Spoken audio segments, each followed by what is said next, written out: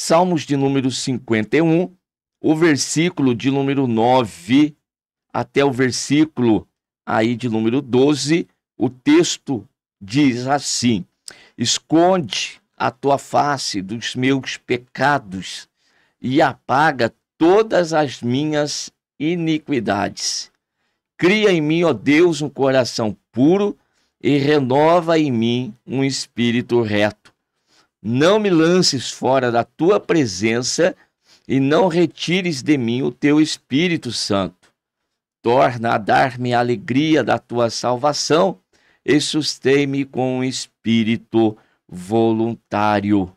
Muito bem, vamos fazer alguns destaques do texto. Primeiro, a literalidade do texto, pois aqui trata-se da ocasião em que Davi, ele tendo pecado contra Deus e escondido, né? Ele se escondeu e escondeu também tudo isso, porém, diante dos olhos do Senhor, não há nada que fique escondido. O nosso Deus, ele tem os seus olhos de chama de fogo e ele sonda o mais profundo do coração do homem. Não há nada, absolutamente nada, que lhe seja oculto. O Senhor conhece as nossas ações, os nossos comportamentos e também tudo aquilo que nós, até mesmo antes de praticar, nós já estamos maquinando ou aquilo que nós já estamos pensando. Dessa forma, Deus, ele então leva o profeta até onde estava Davi no seu trono e ali então revela aquilo que ele havia escondido e traz o juízo sobre a vida de Davi. Sim, porque embora ele tivesse pedido perdão dos seus pecados diante de Deus, e Deus disse, não vai morrer. Ou seja, você vai ter os seus pecados perdoados. Porém, aquilo que você cometeu, fez em oculto e manteve em oculto, o Senhor Deus disse, eu vou fazer sobre os telhados, para que todos saibam. Olha que situação terrível, tá bom? Então, o Senhor trouxe à tona tudo aquilo que estava debaixo do tapete, escondido. E aí a gente chega à seguinte conclusão, que todo pecado, ele vai ter o perdão de Deus, tá bom?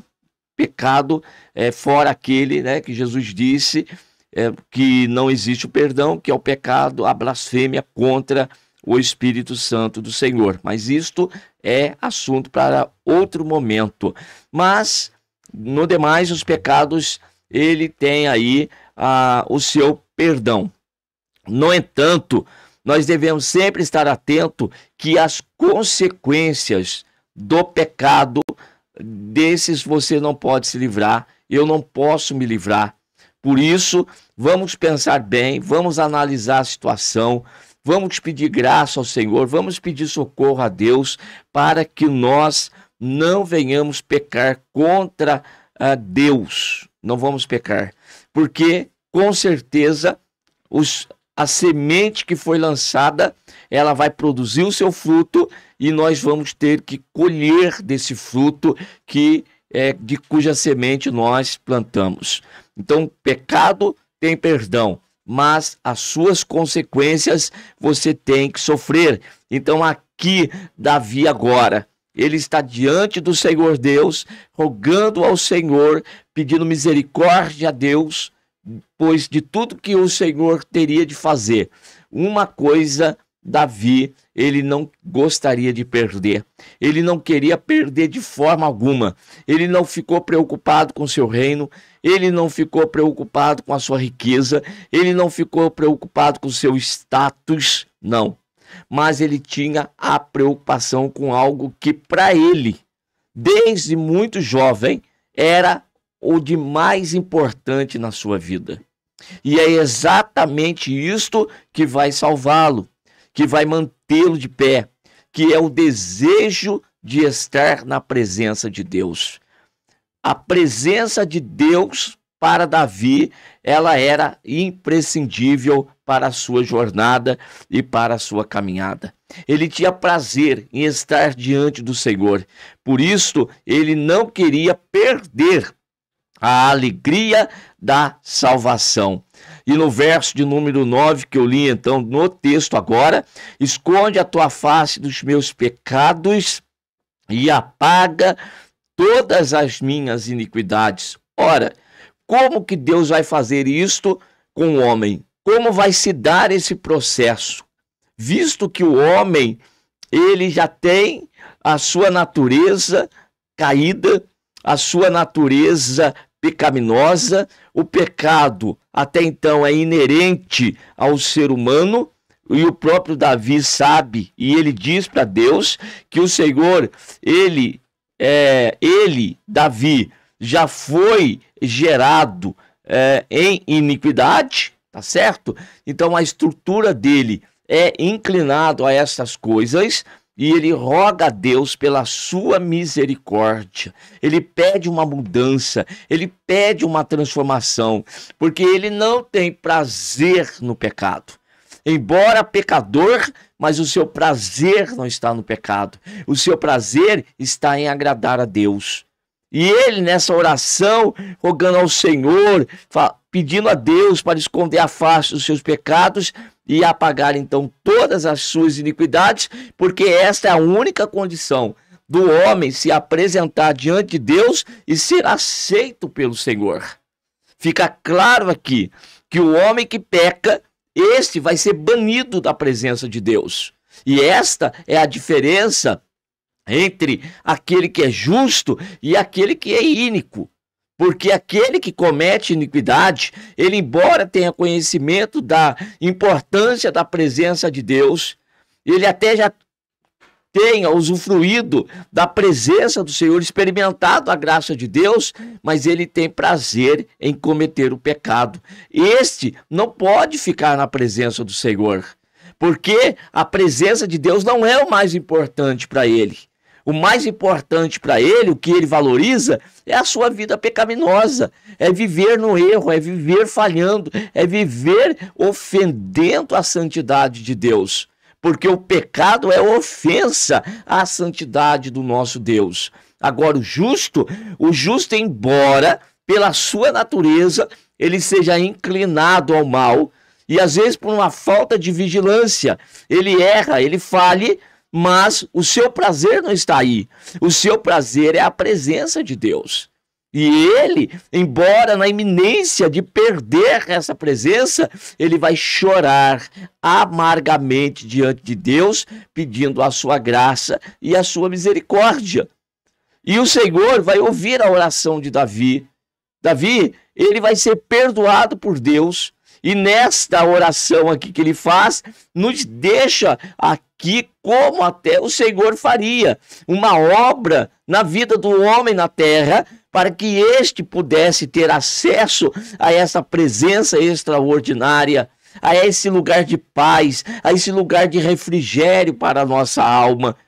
E então, como que Deus vai esconder a sua face dos nossos pecados? Visto que eu já até disse aqui que Deus, ele sonda o mais profundo e escondido do nosso coração. Ora, o Senhor, ele, para que nós fôssemos, aceitos diante dele, o Senhor Deus vai fazer uma obra tão extraordinária, uma obra tão maravilhosa, que é dar o seu único filho para expiação dos nossos pecados. Deus amou o mundo de tal maneira que deu o seu Filho unigênito, para que todo aquele que nele crê não pereça, mas tenha a vida eterna. Ter a vida eterna é contar com a presença de Deus, é estar na presença de Deus, é ser reconciliado com Deus, é ter, conforme está escrito aqui, a face do Senhor escondida dos nossos pecados. Mas para tanto, nós tínhamos que ter os pecados expiados e depois cobertos, cada um de nós. E como isso aconteceu? Quando Jesus morre na cruz, ele pagou preço do nosso resgate. Ele nos tirou das trevas e nos trouxe para a sua maravilhosa luz. E agora nós fomos revestidos de Cristo Jesus. Nós fomos revestidos do novo homem, que segundo Deus é criado em verdadeira justiça e santidade.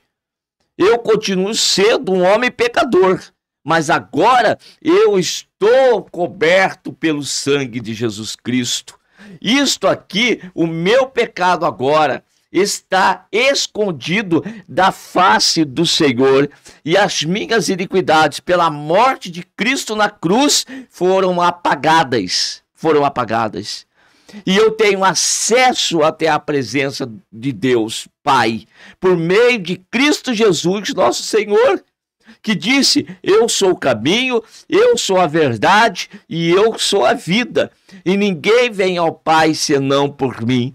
Então, Cristo Jesus, ele é a porta, ele é o caminho, ele é a oportunidade para que nós estejamos na presença de Deus, embora pecadores, mas ele não, ele se deu na cruz por nós. Deus o fez pecado por nós, por isso que ele morreu, porque o salário do pecado é a morte. Mas não morreu por causa dos seus pecados, porque era justo, era puro, era santo, tinha vindo de Deus, não tinha pecado, mas levou sobre si as nossas iniquidades, levou sobre si os nossos pecados, morreu para que eu pudesse viver, sofreu para que eu pudesse ter paz. Hoje, ele se deu por mim para me dar acesso à presença maravilhosa do Deus Pai, Criador dos céus e da terra.